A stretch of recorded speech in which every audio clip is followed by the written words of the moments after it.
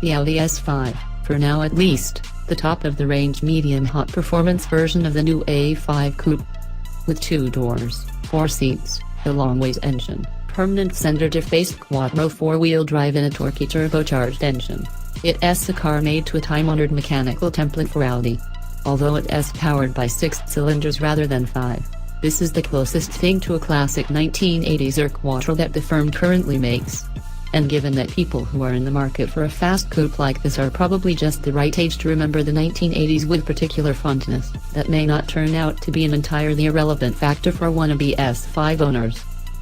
For this new version, Audi has moved from supercharged V6 to turbocharged V6 power and, having already made weight savings in the A5's basic construction, has also made gains on both power and torque.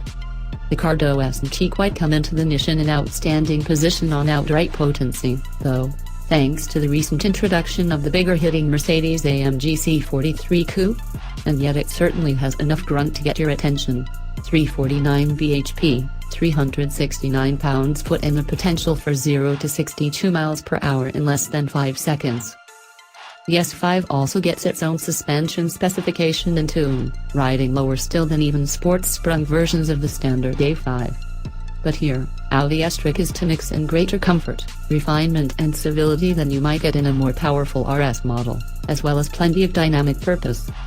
Impressive technical and material specification and advanced onboard technology are also very much part of the modern Audi S-car's appeal, with the S5 getting LED headlights, heated nap leather sports seats and an MMI navigation plus infotainment system as standard. But just like most of their fellow Audi buyers, S5 customers should still expect to find budget to spend a few £1,000s on options. Adaptively damped suspension, active ratio dynamic steering, a mechanically locking sport rear differential and Audi's impressive virtual cockpit digital instruments are all cost options, and having all 4 will inflate the cost of what's already a relatively expensive car by more than £3,000. Fast but not feral, precise handling but settled and secure, gently sonorous at times but a long way from demonstratively noisy. Just a little bit exciting, then. But never so much as to risk being even vaguely wearing. The car's interior sets the tone for the driving experience to come. Ahead of the B-pillar, there's little that sets the A5's cabin apart from that of the A4 saloon, but you're definitely aware of the relatively low driving position of the S5. The car's mix of cabin materials is a bit subdued, but the quality with which they redeployed and finished is nothing short of spectacular. The car's driver's seat, meanwhile, was a little narrow for this test but softly upholstered, nicely supportive and comfortable. Behind it, occupant space is respectable, but don't expect to carry fully grown adults very far in the back. A C-Class coupe is probably marginally more accommodating. But then again, if you're rebuying the coupe version of this car rather than the forthcoming Sportback, you probably won't find that too much of an imposition. The V6 announces itself quite clearly and tunefully round town but fades into the background as your speeds increase, only raising its voice after a downshift and a short charge at the red line. Even in a lower order performance machine, you'd say it could afford to be a bit more effusive. There's a hint of softness to the accelerator pedal response, no doubt caused by the combination of turbocharged engine and torque converter automatic gearbox, but it only delays the S5 for an instant. Torque builds much more quickly than from the last S5's supercharged motor, and the new car feels brisk straight from the off. You'll need to lock the car in manual mode to get a clear sense of the engine's full combustive range, leave it in D, and the 8-speed gearbox has the same propensity to downshift with almost every accelerator pedal movement that characterizes so many modern cars. But locked in 3rd gear, you'll feel the engine knuckle down quickly from low revs. It goes slightly flat through the upper middle part of the TachOS scale, only to find its breath again over the last 1000 revolutions per minute of the rev range. So the motor is a worthwhile improvement over what it replaces, but doesn't always combine brilliantly with the 8-speed gearbox. Overall, we suspect petrol heads will still narrowly prefer either Mercedes-AMG's new 3.0-liter turbo V6 or BMW's longer-serving 3.0-liter straight 6.